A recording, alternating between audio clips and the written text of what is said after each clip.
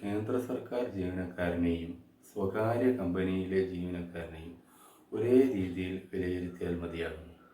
ഇല്ല, ഒരിക്കലും എല്ലാവർക്കും ഒരേ രീതിയിലുള്ള ഉപദേശമായിരിക്കില്ല നൽകുന്നത്.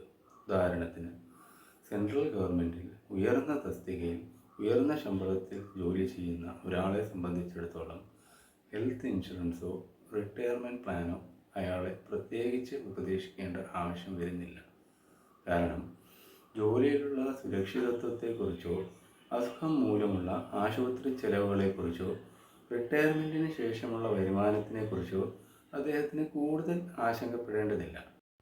ഒരു ടേം ഇൻഷുറൻസ് ആവശ്യമെന്ന് തോന്നുന്ന പക്ഷം എടുക്കാൻ ഉപദേശിക്കാവുന്നതും ഒരു എമർജൻസി ഫണ്ട് സ്വരൂപിക്കേണ്ടതിൻ്റെ ആവശ്യകത ബോധ്യപ്പെടുത്തിയ ശേഷം ഒരു പുതിയ വാഹനം, ഒരു വെക്കേഷൻ ട്രിപ്പ് തുടങ്ങിയവയ്ക്കുള്ള ഷോർട്ട് ടേം ഗോളുകളെക്കുറിച്ചും വീട്, മക്കളുടെ വിദ്യാഭ്യാസം, വിവാഹം തുടങ്ങിയവയ്ക്കുള്ള ലോങ് ടേം ഗോളുകളെക്കുറിച്ചും ആയിരിക്കും അദ്ദേഹത്തെ ഉപദേശിക്കേണ്ടി വരിക.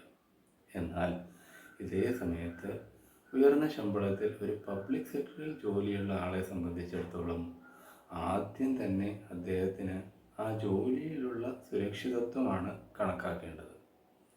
ഇവിടെ അദ്ദേഹത്തിന് ഒരു ടേം ഇൻഷുറൻസ് ഉണ്ടോ, ഹെൽത്ത് ഇൻഷുറൻസ് ഉണ്ടോ എന്നുള്ള കാര്യമാണ് ആദ്യം പരിഗണിക്കുന്നത്.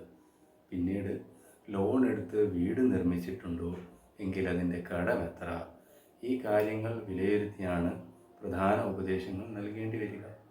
ഇതൊന്നും തന്നെ ഇല്ലാത്ത ഒരാളാണെങ്കിൽ ഈ വ്യക്തിക്ക് ആദ്യം തന്നെ ഒരു ടേം ഇൻഷുറൻസും ഹെൽത്ത് ഇൻഷുറൻസും പിന്നെ അയാളുടെ കടം എത്രയുണ്ടോ അതിനനുസരിച്ചിട്ടുള്ള ഒരു സെക്യൂർഡ് ഇൻഷുറൻസും പ്രൈമറി റിക്വയർമെൻറ്റായി കണ്ടിട്ട് അതിനുള്ള പ്ലാനിങ് ആദ്യമേ ചെയ്യുന്നു.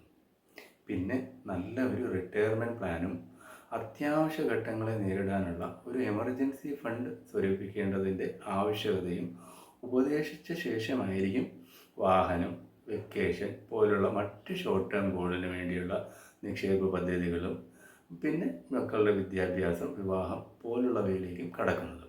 കാരണം ദീർഘകാല നിക്ഷേപത്തിനേക്കാൾ ഉപരി അത്യാവശ്യ ഘട്ടങ്ങളെ നേരിടാനുള്ള കെൽപ്പ് അദ്ദേഹത്തിന് ഉണ്ടാക്കിയെടുക്കുക എന്നുള്ളതും അദ്ദേഹത്തിൻ്റെ അഭാവത്തിൽ ആ കുടുംബത്തിൻ്റെ ഭാവി സുരക്ഷിതമായിരിക്കുക എന്നുള്ളതിനുമാണ് ആദ്യം മുൻഗണന നൽകേണ്ടത്.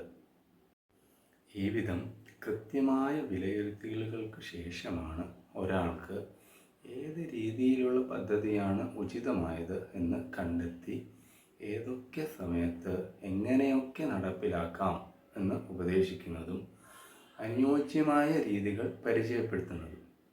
അപ്പോൾ ഇത്തരത്തിൽ ഓരോ വ്യക്തികൾക്കും നൽകുന്ന നിർദ്ദേശങ്ങളും ഉപദേശങ്ങളും വ്യത്യസ്തമായിരിക്കും.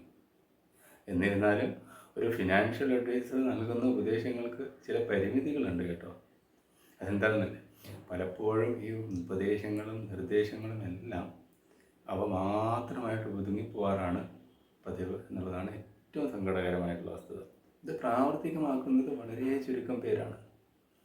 അതുപോലെ ഏതെങ്കിലും തരത്തിൽ വിജയസാധ്യത ഇല്ലാത്ത ഒരു പദ്ധതിയിലും നിക്ഷേപിക്കാൻ ഒരിക്കലും ഒരു ഫിനാൻഷ്യൽ അഡ്വൈസറും ഉപദേശിക്കാറില്ല.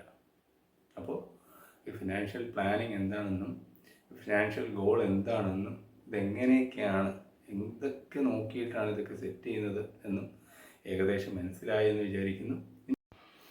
ഇനി ഓരോ പദ്ധതികളും എന്തിനു വേണ്ടി എങ്ങനെ തിരഞ്ഞെടുക്കണം എന്നുള്ളത്